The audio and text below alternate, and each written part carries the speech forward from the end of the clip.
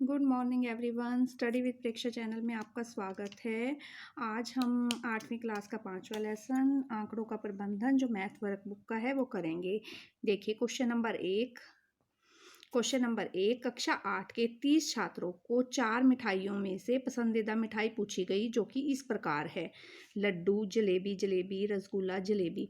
तो सबसे पहले हमने इसके मिलान चिन्हों का प्रयोग करना है। मिलान चिन्ह प्रयोग करते हुए हम इसकी सारणी बनाएंगे। लड्डू, लड्डू के आगे एक निशान लगा लिया। बर्फ़ी, बर्फ़ी के आगे। जलेबी, जलेबी के आगे लड्डू आया, लड्डू के आगे एक निशान लगाया। जलेबी आई, जलेबी के आगे एक निशान लगाया। जलेबी आई, जलेबी के आगे। फिर रसगुल्ला आया, रसगुल्ले के आगे। इस प्रकार हमने निशान लगाए और जो 4 निशान लगाने के बाद 5वां निशान जो है वो टेढ़ा लगा दिया।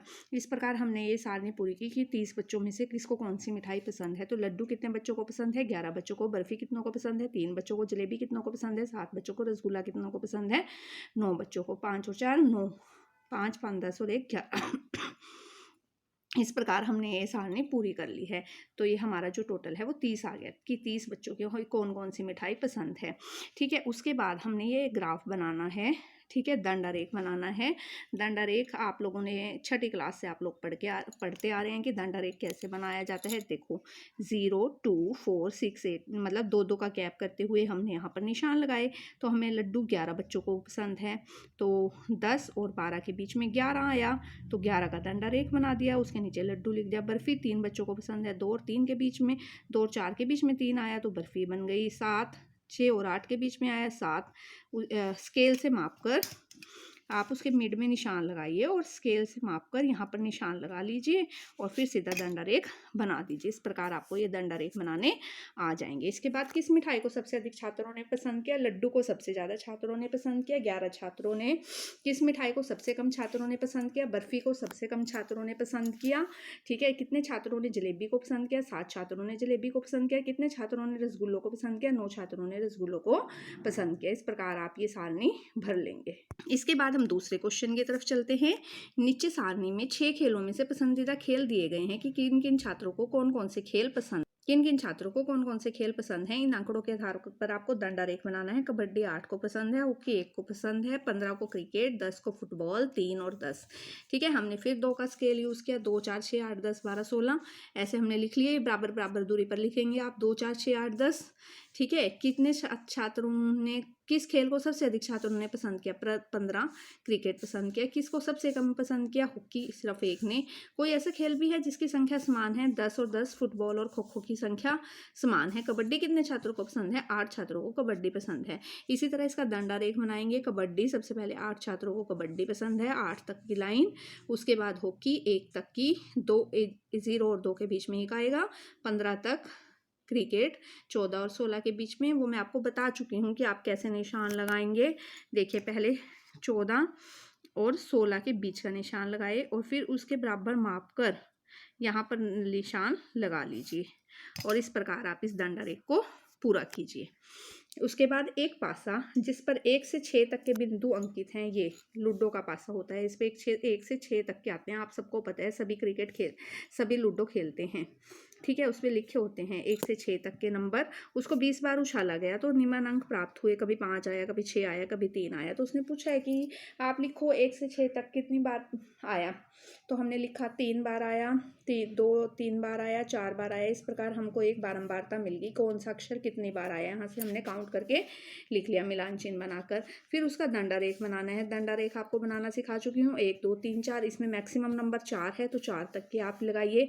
फिर पहला एक नंबर 3 बार आया तो 3 तक का खींच दीजिए, 3 तक का, फिर वो 4 तक का, फिर 3 तक का, फिर 3 का, फिर 4 तक का। फिर उसके नीचे आप नंबरिंग कर दीजिए। इस प्रकार आप इसका दंडारेख बनाएंगे।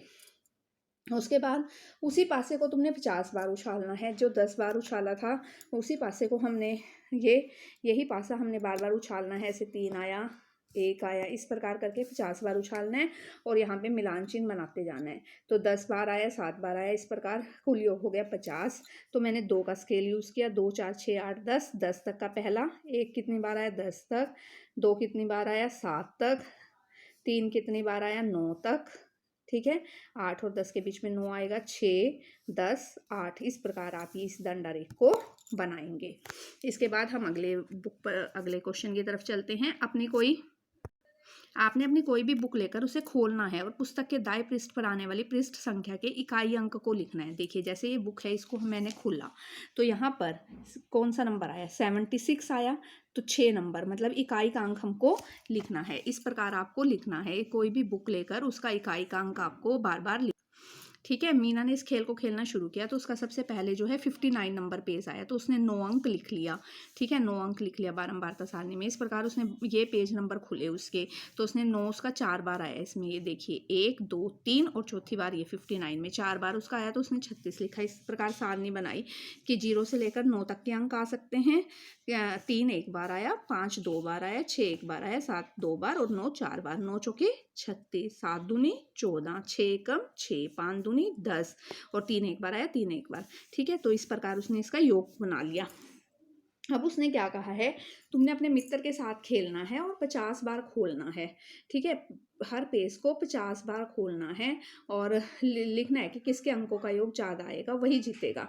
तो इकाई का अंक हम लिख लेंगे, 1 से 0 से लेकर 9 तक के अंक आ सकते हैं जब हम बार बार खोलेंगे। मैंने ये 10 बार एक लड़के के लिए 10 बार खोला, दूसरे के लिए भी 10 बार खोला। तो पहली बार में 0 एक बार आया, देखिए ये 70 में 0 एक बार आया, 2 2 बार आया, ये 82 में आया 2 और 32 में 2 आया 2। इस प्रकार ये ऊपर वाली लाइन में इसके अंक लिखे गए हैं। ये नीचे मैंने दूसरे बच्चे के लिखे हैं, दूसरे वाली लाइन में दूसरे के कि 5 कितने बार आया, देखिए 5 जो है इसमें 4 बार आया, 1 2 3 4। इस प्रकार मैंने दूसरे बच्चे के लिखे हैं। फिर अंक निकाल लिए, 0 को किसी से भी गुना करेंगे, 0 2 दूनी 4, 2 तिया 6, 3 तिया 9। इस प्रकार ऊपर की लाइन पहले वाले बच्चे की है, नीचे की लाइन दूसरे वाले बच्चे की है। तो पहले वाले बच्चे के जोड़ जो है वो 41 बना, दूसरे वाले का 42 बना। जब इन अंकों को जोड़ा तो दूसरे वाले का 42 बना। तो कौन जीता, दूसरे वाला जीता। कौन जीता इस खेल में, दूसरे वाला जीता। आप भी खेलिए और इन्जॉय कीजिए इस चीज़ को। मैथ इन्जॉय करने की चीज़ है, मैथ को इन्जॉय कीजिए, पढ़ने की चीज़ नहीं है। अगर आप पढ़ेंगे उसको तो वो कभी नहीं आएगा, लेकिन जब अगर आप उसको खेल खेल में पढ़ेंगे तो बहुत जल्दी आ जाएगा। अब हम नेक्स्ट क्वेश्चन की तरफ चलते हैं। 25 विद्यार्थी हैं, उसमें एक सप्ताह में अनुपस्थित रहने वाले बच्चे दिए गए हैं। अनुपस्थित, ये जो एक निशान है अनुपस्थित है, तो सोमवार को कितने बच्चे अनुपस्थित थे, 4।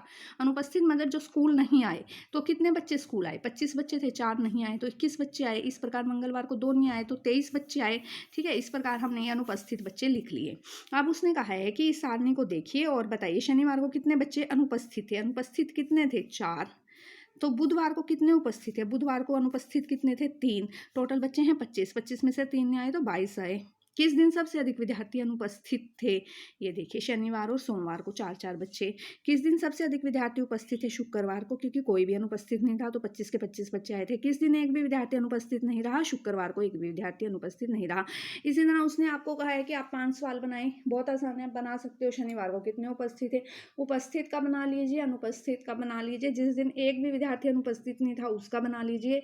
कोई भी क्वेश्चन बना लीजिए, किस दिन 3 अनुपस्थित है, किस दिन 4 अनुपस्थित है, किस दिन एक भी अनुपस्थित नहीं था, कितने उपस्थित थे और कितने अनुपस्थित थे। इस प्रकार करके आप कोई भी 5 क्वेश्चन इसके बनाएंगे। अब हम 5th क्वेश्चन की तरफ चलते हैं। देखिए ये जो चिन्ह है वो 2 टॉफियों के लिए है। एक ये वाला जो चिन्ह बनाया गया है मतलब इसके अंदर 2 टॉफियां हैं, ठीक है। तो इसका चित्र 8 टॉफियों के लिए 4 बनेंगे, 16 के लिए 8 बन जाएंगे, 2 के लिए 1 बनेगा, 10 के लिए 5 बनेंगे और 3 के लिए 2 के लिए 1 बन जाएगा और आधा बनेगा, ठीक है। सबसे अधिक टॉफी कौन सी क्लास को मिली, दूसरी क्लास को। 10 टॉफी किसको मिली, चौथी क्लास को। यदि कक्षा 3 में 8 बच्चे हैं तो कितनों को टॉफी नहीं मिली, 2 बच्चों को ही मिली, क्योंकि एक टॉफी में थी उसमें 2 थी तो 2 बच्चों को, 6 बच्चों को टॉफी नहीं मिली। इसके बाद नेक्स्ट क्वेश्चन की तरफ चलते हैं। एक सप्ताह में विभिन्न दिनों में बल्बों की संख्या दिखाई गई है कि कितने बल्ब बिके। ये जो एक 0 है वो 5 बल्ब की ओर संकेत करती है कि 5 बल्ब थे। 1 2 3 4 5 6, 5 का 30 बल्ब बिके। मंगलवार को 20 बिके, बुधवार को 15 बिके, क्योंकि 3 थे 5 से गुना करना है।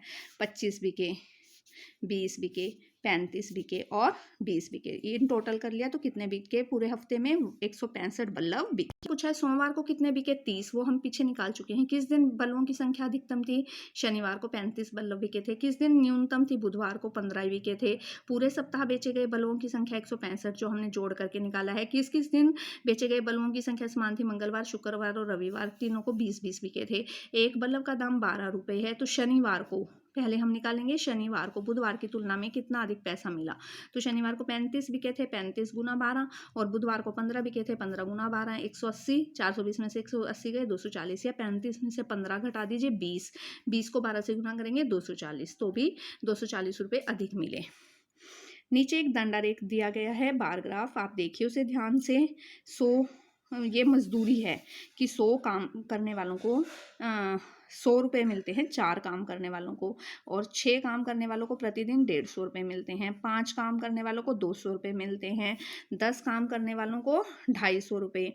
कितने रुपए इनको मिलते हैं? 250 रुपये पर बंदे को मिलते हैं, और 15 बंदों को 300 रुपये मिलते हैं, एक दिन के 300 रुपये, और 5 बंदों को 350। यह कामगार दंडारेख क्या प्रदर्शित कर रहा है कि कामगार की प्रतिदिन की आय, कि उनकी प्रतिदिन की एक दिन की आय कितनी है।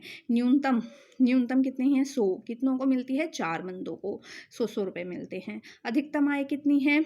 350। कितनों को मिलती है? 5 बंदों को। 250 रुपये वाले कितने हैं? 250 रुपये के ऊपर देखो 10। कुल कितने कामगार हैं? कुल जोड़ लीजिए, 6 और 4 10 और 5 15, और 10 15 और 10 25, 40, 45। कुल कामगार कितने हैं? 45। अधिकतम कामगार किस आय वर्ग में है? सबसे बड़ा दंडारेख किसका है? 15 वालों का, 300 रुपये, जिसमें 300 रुपये मिलते हैं एक दिन के।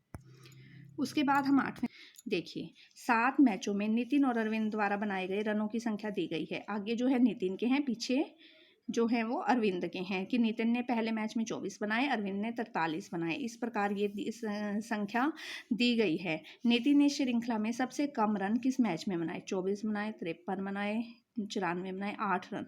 मैच नंबर 4 में उसने 8 रन बनाए। अरविंद ने सबसे अधिक रन कौन से मैच में बनाए? मैच नंबर 6 में अरविंद का सबसे बड़ा डंडा 112 रन मैच नंबर 6 में है। किन किन मैचों में नितिन ने अरविंद से अधिक रन बनाए? नितिन का पहला डंडा है, पहले में नहीं बनाए, दूसरे में बनाए 53, तीसरे में बनाए 94, ज़्यादा बनाए ना, और चौथे में कम बनाए 8 बनाए। इसमें 5वें में बनाए 40, और छठे में भी कम बनाए, 7वें में बनाए 108। तो उसने दूसरे, तीसरे, 5वें और 7वें में नितिन ने अरविंद से अधिक रन बनाए। इसके बाद अगले क्वेश्चन की तरफ चलते हैं। एक सप्ताह में दुकानदार द्वारा बेचे गए खिलौनों की संख्या निम्नलिखित है।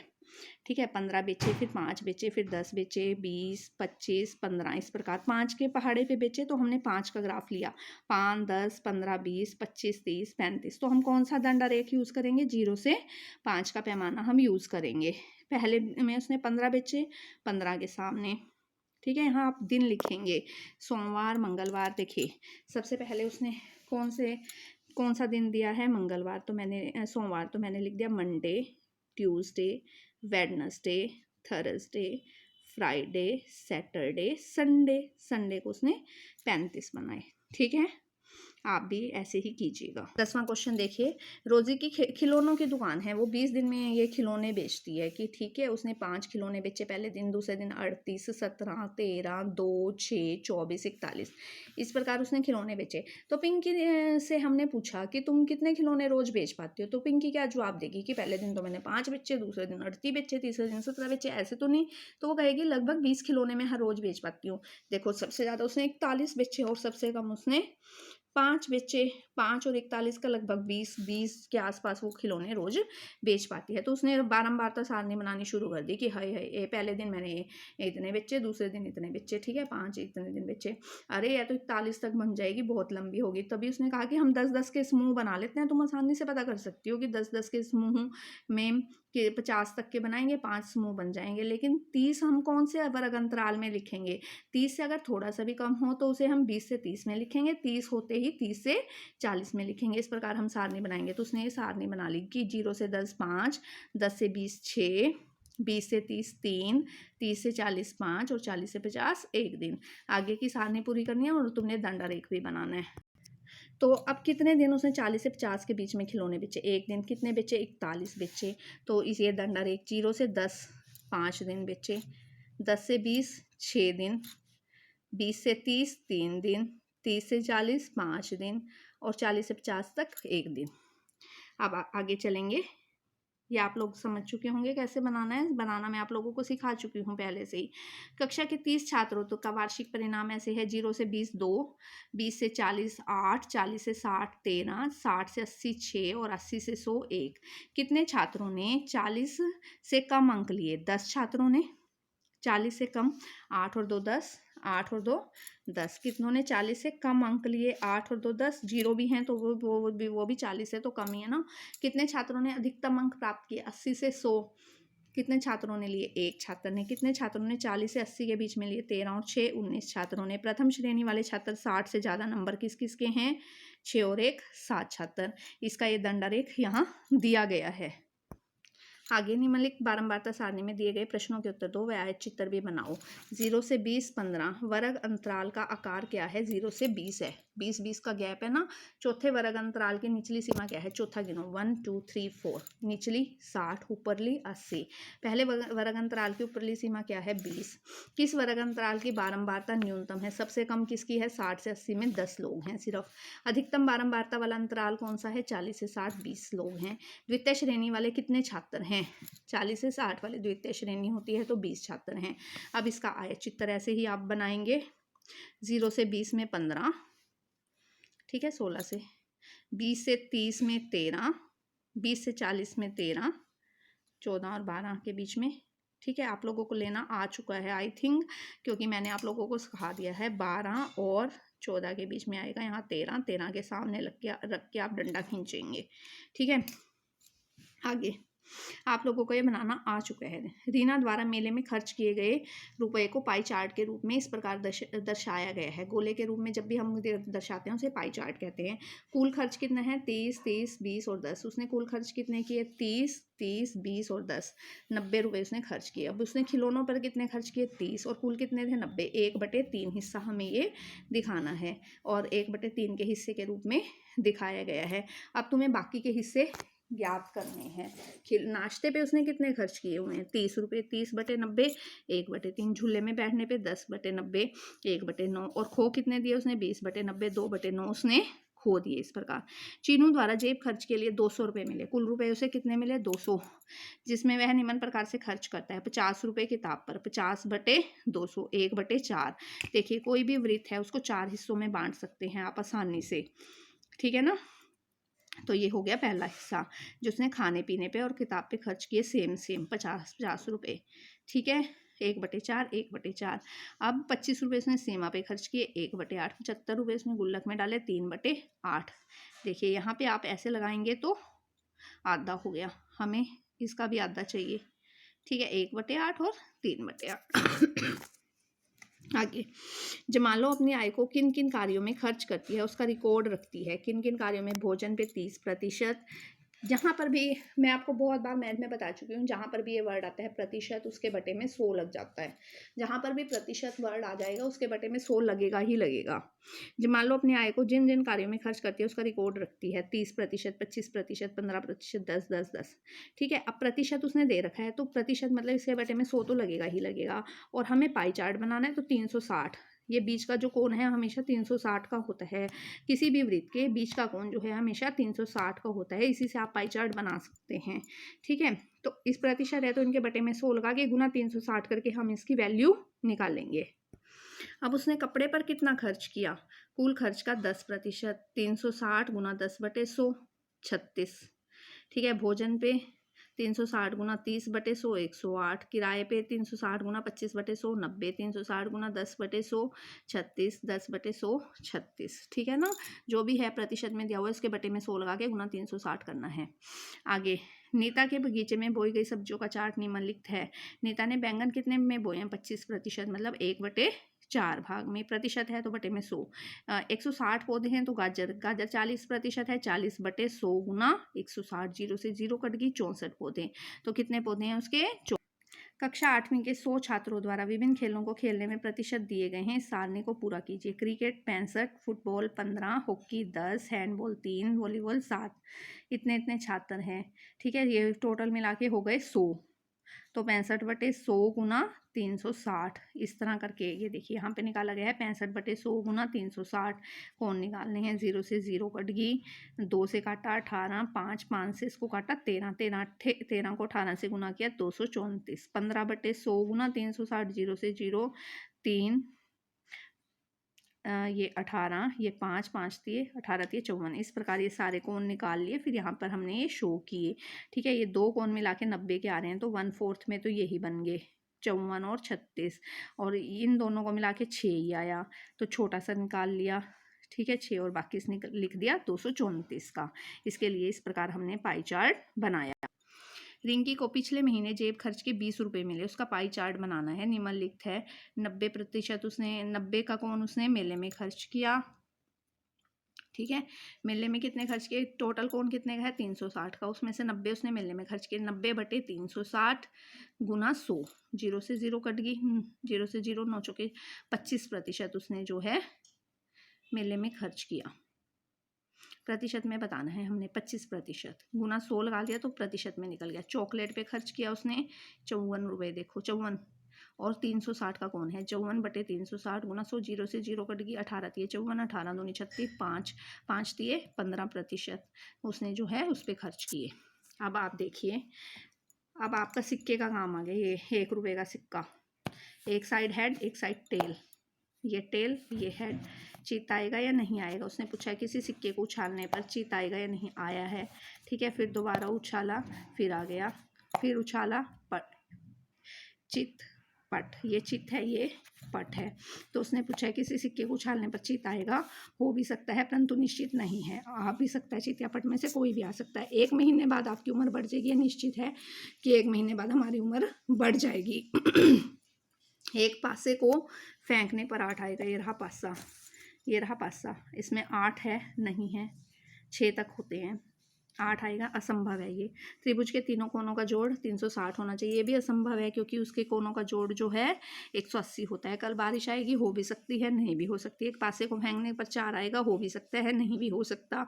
सूर्य का पश्चिम दिशा से निकलना असंभव है क्योंकि सूर्य तो हमेशा पूर्व दिशा से निकलता है। इस प्रकार आप ये करेंगे। इस सारणी में हमने देखा कुछ चीज़ें निश्चित होती हैं जिन्हें बदला नहीं जा सकता, कुछ चीज़ें हो भी सकती है नहीं भी हो सकती। उनकी संभावना हम अनुमान के आधार पर करते हैं, जिसे हम प्रायिकता कहते हैं। प्रायिकता हम किसे कहते हैं? जिसका हम अनुभव अनुमान के आधार पर हम करते हैं। एक पासे को फेंका जाता है तो कौन कौन से परिणाम हो सकते हैं? देखिए 5 हो सकता है, 4 हो सकता है, 2 हो सकता है, 3 हो सकता है, 6 हो सकता है और 1 भी हो सकता है। 1 2 3 4 5 6 ये सारे परिणाम हो सकते हैं।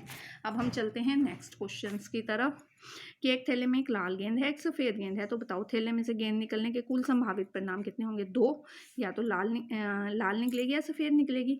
लाल गेंद निकलने के परिणाम 1/2 कि दोनों में से एक निकल सकती है। थैले में से सफ़ेद 1/2, लाल गेंद निकलने के परिणाम 1/2, इसी तरह सफ़ेद गेंद निकलने के भी 1/2। अब एक सिक्के को 5 बार उछाला जाता है। देखिए मैंने ये उछाला, पहली बार क्या आया? टेल आई। ठीक है, दूसरी बार उछाला, हेड आया, तीसरी बार उछाला, टेल आई, चौथी बार उछाला, हेड आया। इस तरह मैंने ये लिख लिया, हेड आया टेल आया, हेड आया हेड आया टेल आया। तो हेड कितनी बार आया हमारा? 3 बार। टेल कितनी बार आई? 2 बार। और टोटल कितनी बार उछाला हमने? 5 बार उछाला। 3/5, 2/5, जितनी बार टोटल उछाला जाता है और जितनी बार है। अगर आपको यह वीडियो पसंद आई तो आप इस चैनल को अधिक से अधिक सब्सक्राइब कीजिए, बेल आइकन को दबा दीजिए ताकि आने वाली वीडियो की नोटिफिकेशन आ सके। अधिक से अधिक लाइक कीजिए, अधिक से अधिक सब्सक्राइब कीजिए, अधिक से अधिक शेयर कीजिए ताकि और बच्चों को भी पता चल सके। Thank you for watching.